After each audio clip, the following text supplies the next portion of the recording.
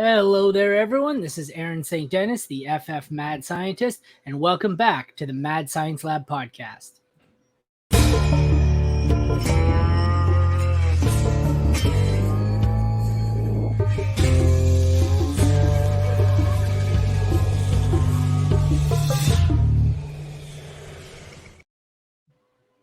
Today, we are continuing on with the My Tiers series, and it is Dynasty Wide Receiver Night. This is the one everyone was fighting tooth and nail over. Out of the messages I sent out, every single one was, I want receiver. I don't know, everyone wanted receiver, but the one who got receiver is Kevin Coleman. Kevin, thank you for joining me. It's a pleasure to have you.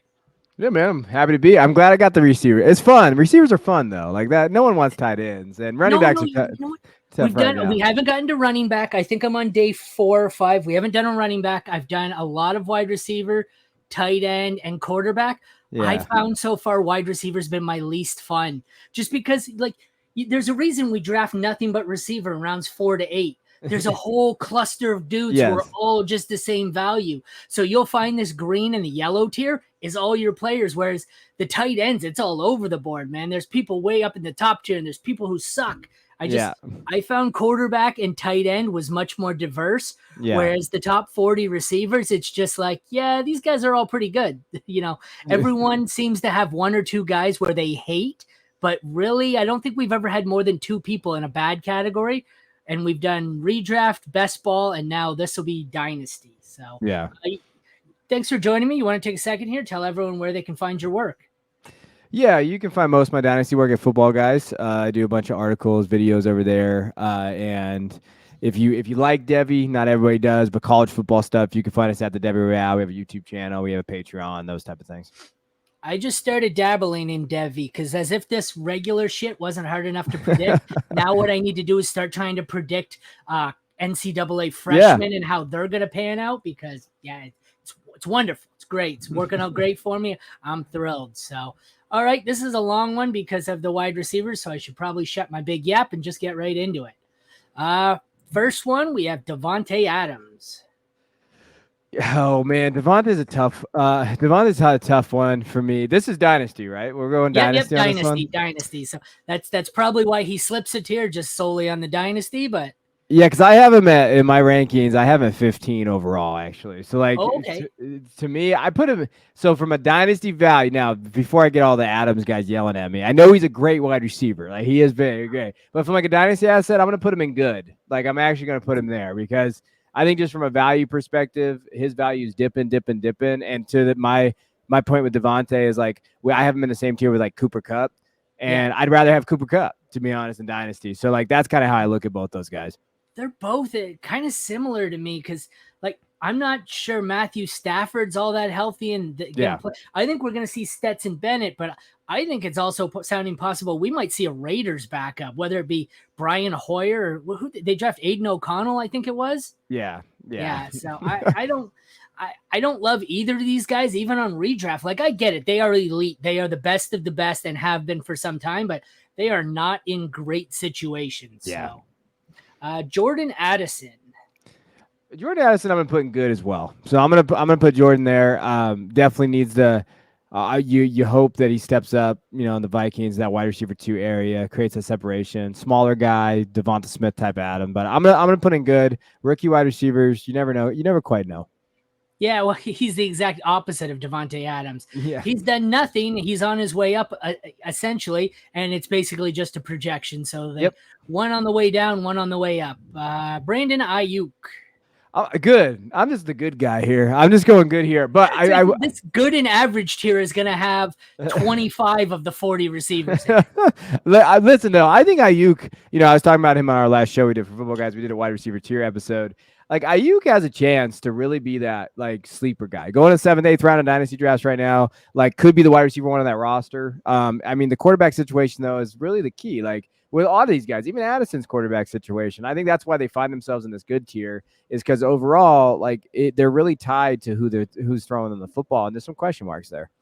But I mean, like, even just looking at these, because like I said, I've done a few of these, it really goes to see why everyone loads up on, you get your running back early, unless it's super flex, and then you just spend 3 or 4 rounds in like rounds 3, 4, 5, 6, just loading up on, 4 of these guys. Like, I was looking at some of my rosters. I've done like 8 of the FC eliminators, and I've done some dynasty startups. And in this range, I don't think I've gotten the same receiver twice.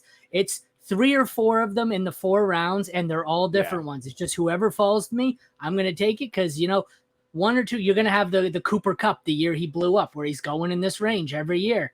And one of these guys in that good to average range is going to pay off. So that's why there's going to be a lot in the green and yellow tier here.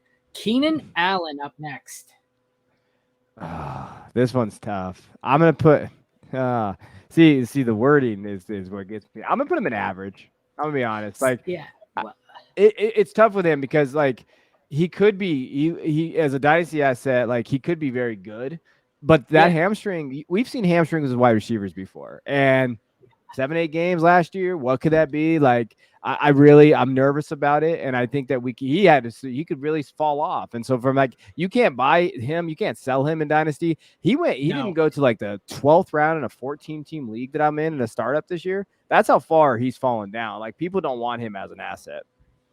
But it just goes to show you, like, he's got probably a better quarterback, better offense than Davante Adams. Well, certainly he's probably the same age, but that injury, like, Davante Adams has been healthy, and that's why his value is holding. Obviously, he's been a high-end wide receiver 1, where Keenan Allen's been more like the low end. So, obviously the upside's not as big, but that's the difference, I think, right there. It's just the health, and you got high-end versus low-end wide receiver 1, and that's why the difference in tier. We might have our first of the top 2 tiers here, A.J. Brown. Yeah, I'll go ahead and just throw AJ in elite. You could put him there. I love AJ. Last year, I wrote a spotlight and I said that he was going to be a top 5 wide receiver, and he's in a perfect system. He ran the RPO system that they kind of run with the Eagles at Ole Miss. Elite production there, and I know they even talked about limiting Hurts rushing this year. That they want to kind of cut back on that. I mean, that just means AJ is going to, as long as he stays healthy, he could realistically compete for that wide receiver 1 target if he just stays healthy. I can't do it with AJ anymore. I was the AJ Brown guy for 2 or 3 years, and every time I needed him, he was either hurt or put up 2. I can't do it. I know he's great. He's that guy who fails me whenever I need him. I just can't do it. Treylon Burks. Oh, so I'm probably the biggest Treylon Burks hater out there in the world. I was coming into last year. I'm gonna put Burks in average. I'm actually gonna be that to me. Like, when you're looking at Burks, he has opportunity this year. I mean, in my dynasty rankings, he's 32. But so he's a little bit behind those guys in the good area. And Burks has opportunity. He's gonna get usage. He should get targets. He should earn those. But as a prospect, he was not one of my favorites coming out. He didn't really do much last year. The conditioning issues, all that kind of stuff. I'm just going to put him in the average. Actually, yesterday in our redraft wide receiver tiers, he was one of the only 2 in the bad tier. So you weren't nearly as harsh as you thought. But T. Oh, no, that's not T. That is Jamar Chase. I'll go ahead and put him in elite there, Aaron. He's pretty good guy, pretty good prospect. And that's a controversial one. Way to have a hot take there. Yeah, no, I'll take him in elite. Just, if you have him, please don't trade him. Just ride him out, please. Just please. No, I know. Amari Cooper. I'm gonna put Amari in good. I like, it's funny because, like, my buddy always talks to Tommy from the Undravables. He calls him a fantasy locust because, like, he'll have like a 30-point game and like a 5-point game, and he really is like. It really is, but I mean, he's set up this year to really kind of, like, for the next 2 years, he could have elite production. So I'll put him in good. He's a good receiver. I make the joke that I should have him on here twice, once in his home jersey and once in his road jersey, and just see where the difference, the 2 tiers he would be in, just based on his home road splits. He's that different. So, Stephon Diggs. Oh, gosh, it's so hard because he's so old. And I say that as a 34-year-old man that's old as hell. I'm 39, so yeah. I just look at I'm gonna put him in good. I can't put him in great. I think he is a great wide receiver, but from a dynasty asset, I mean, we talked about it with Jeff Bell on our show right recently. Like he's a Bills fan. He might not be on the Bills next year. Like there's a realistic after this next year in 2024, there's a realistic possibility they move on. They might have to figure something out with that contract. He getting a little older, so I'm gonna put him in a good tier as a dynasty asset. He kind of falls into there. What is he, 30, 29, 28, 29? So he's 29. That's the problem, though. I know he's younger than D-Hop, but as you say that, he knows this will probably be his last big multi-year deal, and he's going to want a bag from someone for, 5 years, 20 million or whatever. So if the Bills aren't willing to give that to him, you're right. He could be gone next year. Yeah. And they'd be smart to not give it to him because really, what are the odds by the end of that contract he's still producing at the level he is right now? Next up, we got Jahan Dotson.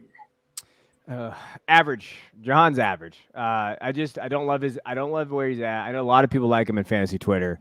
But he did score touchdowns there. What is that quarterback position there with Hal? Yeah. I like Hal, but I don't like Hal that much. That coaching staff could get obliterated this next year, fired, and then now you're looking at a new system, new offense. So I'll put him in average. He scores touchdowns. He'll have some of those games, but from a dynasty asset, it's hard to really buy in.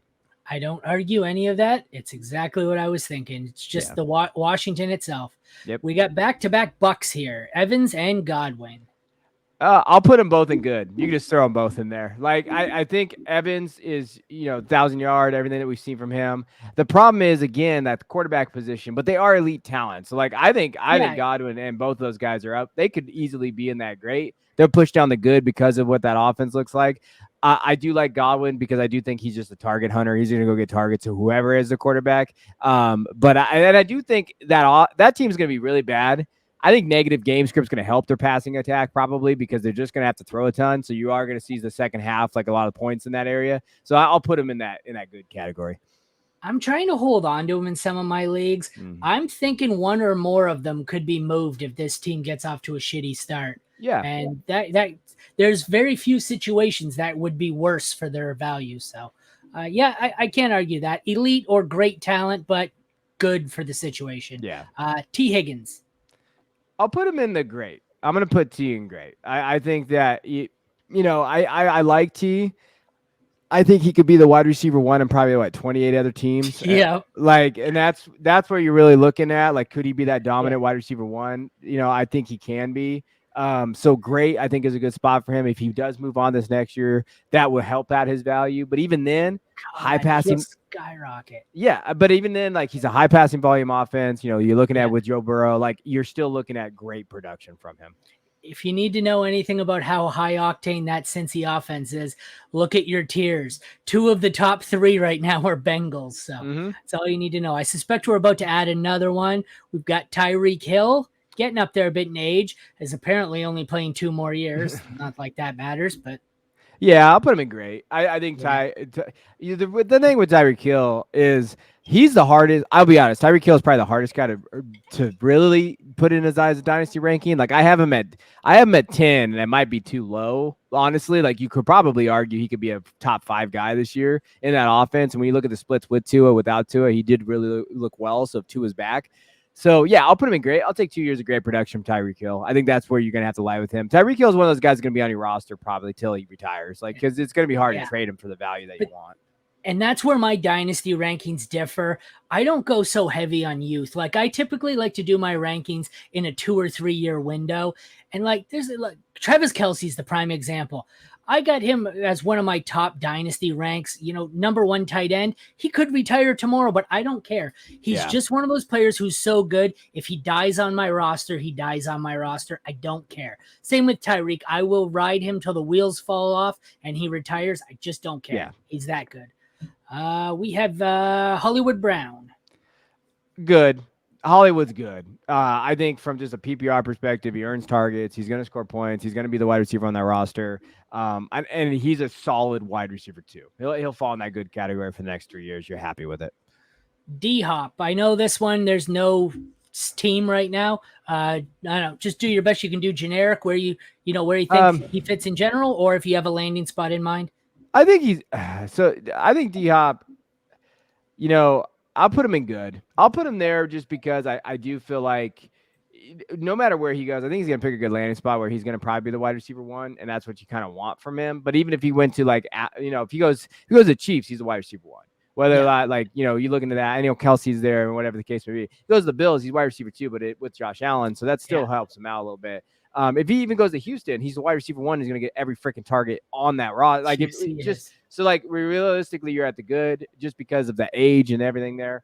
But he could be that elite producer for this year, and you're probably pretty happy with that. We are just going to skip the next one and put him right here. Yeah. All right. Jerry Jeudy. That was Justin Jefferson. For those of you listening, we've put him in elite. No explanation needed. Jerry Jeudy, though. Jerry Jeudy is good. Jerry Jeudy needs a good year, though, because Jerry Jeudy is like the predominant, Twitter loves him and they have for the years. And now they gave up on him. And that's when I love actually going for players. As soon as Twitter gives up on guys, I'm like, oh, here comes the breakout. I'm here. So yeah. The post-hype breakout is a real thing, man. It is. It's 100% a real thing. And so, I think Jeudy in that offense with what they could do, and in an offense that really highlighted Michael Thomas and these other areas with Sean Payton, I think Jeudy could do it. It's really relying on Russell Wilson. That's the scary part, because if Russell banks out, you could see the targets go to him. Deontay Johnson.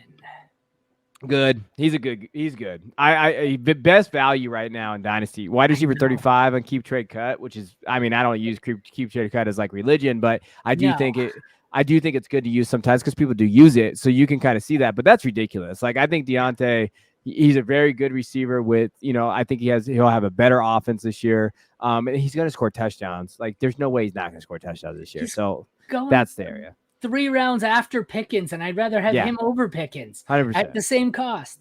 We have JSN. I know it's tough. As a rookie, it's a tough situation, but I'm going to project here. I'm going to say great.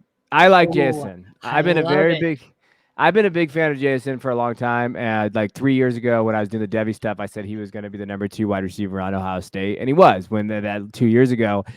People forget how good he is. I still think that, he's going to slide right in after Lockett this next year. And I think he's going to be there. I think he'll be better than DK Metcalf, especially from a fantasy perspective. So I'm going to put him in the great category. That's just a projection. I love it. Christian Kirk. Oh, Kirk. I put so many guys in good. I feel bad, but I'm gonna put him in good. He's just good. Target guy can just go get there, and I think he's been kind of underrated, to be honest, in his career. And last year it was good to see him kind of do that.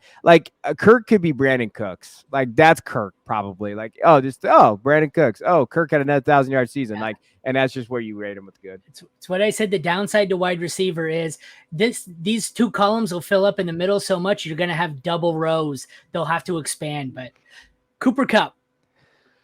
I'm going to put him in great still. I'm not going to be, he's 29, but last year I think he was averaging 22 fantasy points per game when he was healthy. His elite target share was 28%. They didn't really add anybody to that roster. It comes down to Stafford if he's healthy. But you know what? As much shit as I give Stetson Bennett, and I hate that he got drafted in the 4th round because I was a big hater of Stetson Bennett because at Georgia, he could at least get him the ball. They didn't have anybody to get him the ball last year. And and obviously he got hurt anyway, but Stetson can at least target the hell out of him. So I think he can still produce even with Stetson there. CD Lamb. Oh, CD goes to me.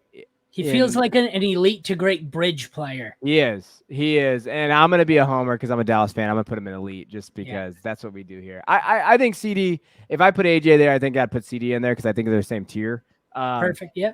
And that's kind of how I look at him. I think he can be elite in that offense. It just, with Dak and you like the quarterback situation. Tyler Lockett. Average.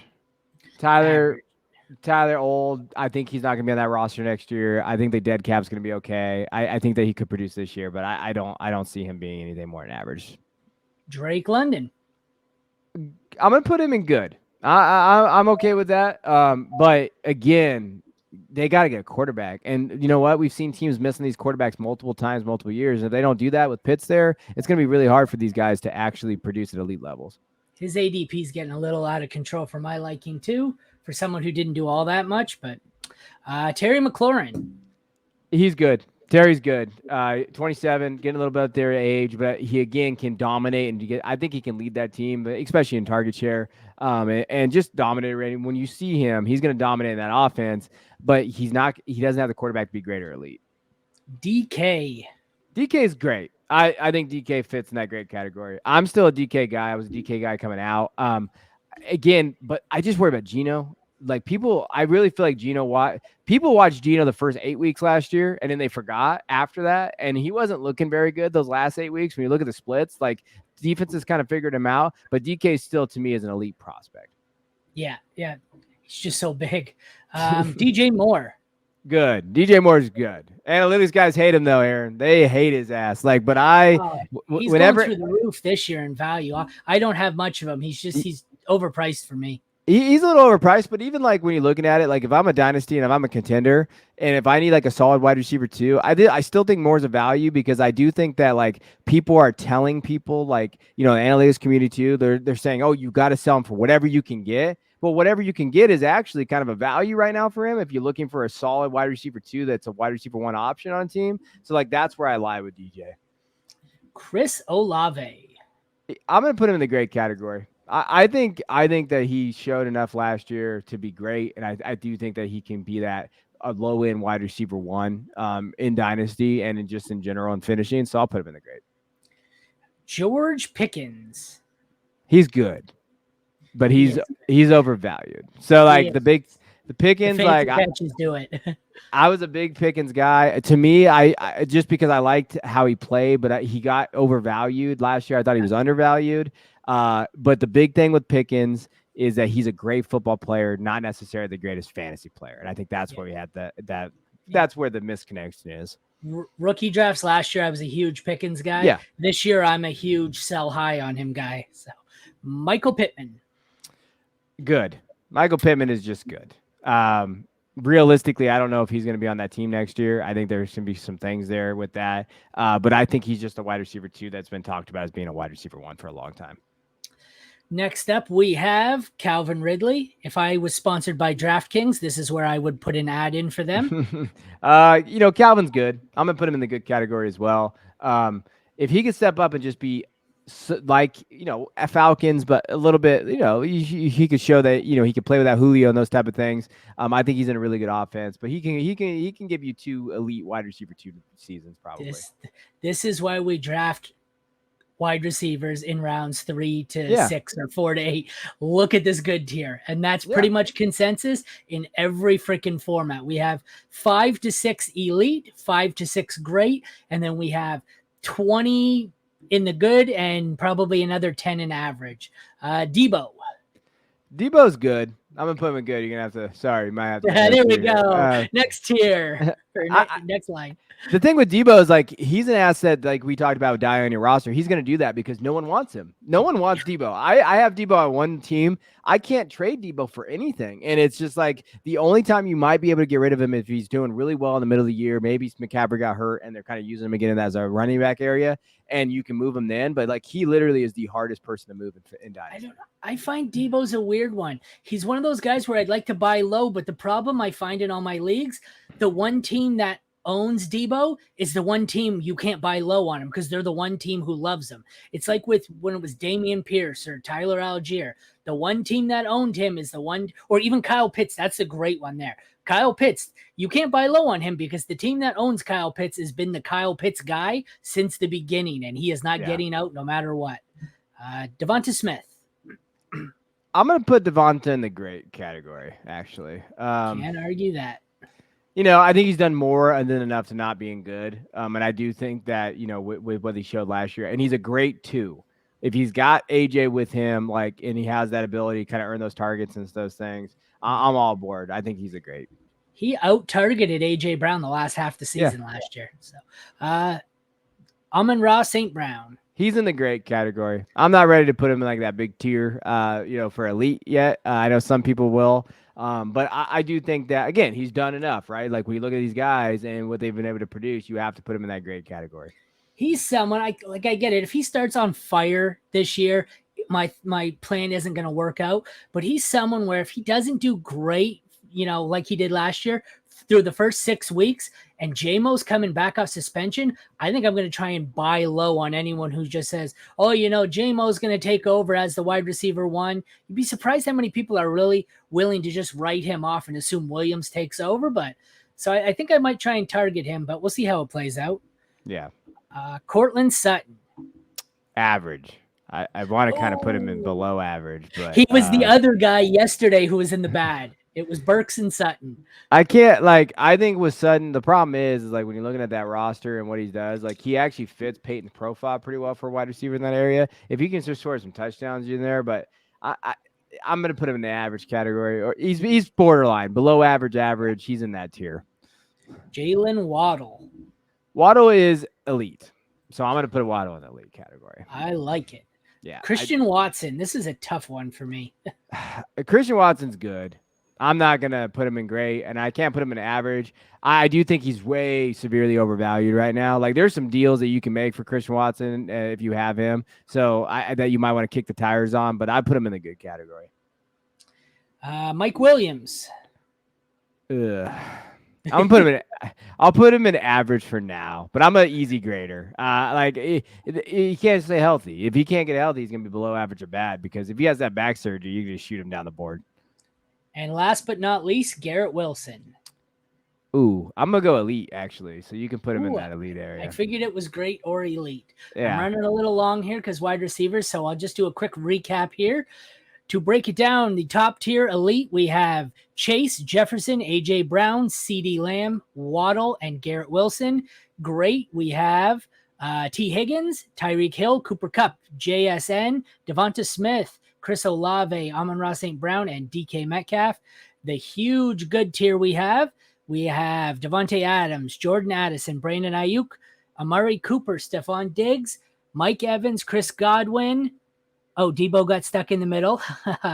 Calvin Ridley, George Pickens, Michael Pittman, DeAndre Hopkins, Hollywood Brown, DJ Moore, Jerry Jeudy, Deontay Johnson, Christian Kirk, Drake London, Terry McLaurin, and Christian Watson. And our final tier, we have, 6 in the average.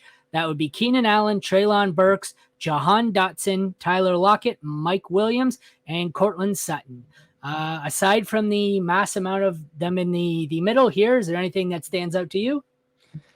No, I mean, I think that we're going through like a weird, the wide receivers getting a little older, especially like when you're looking at like Diggs and stuff. So you're looking at a lot of like, Diggs and, Tyreek Hill. Where do you put these guys? Devonta, Cooper Kupp, and I think you also, as dynasty managers too, you need to understand that like Cooper Kupp value is higher than Devonta, because Cooper Kupp's ability and what he does in the slot and stuff will help him get fantasy points moving forward. Like, I'd be more comfortable with Cooper Kupp as a wide receiver 2 moving forward than some of these other guys. And that's just something to look at. I think there's little nuances to dynasty, especially the wide receiver position, that you really got to go through. It's not just wide receiver, though. Like, I think at running back, too, we really seem like we're in a transition year where the top 6, like in running back, we have the Kamaras and the Cooks, and over here, we've got Adams and Kupp. They really seem like they may be, their last 1 or 2 years left here before they're on their way out. And we might have a changing of the guard to the younger group of stars. So once again, Kevin, thank you for joining me. You want to take a second once again to tell everyone where they can find you? Yeah, just find my work at Football Guys. And then if you'd like Debbie, we have a YouTube channel, The Debbie Royale, or you can go to our Patreon. Excellent. I'll be checking that out. I need all the help I can get for Debbie. Did my first Debbie draft the other day, and I'm literally just Googling it going, oh, okay, this player. So go to our YouTube. We have tons of resources out there for free, and you can just check it out. Awesome. Well, this was my tiers with Kevin Coleman. Today it was Dynasty Wide Receivers.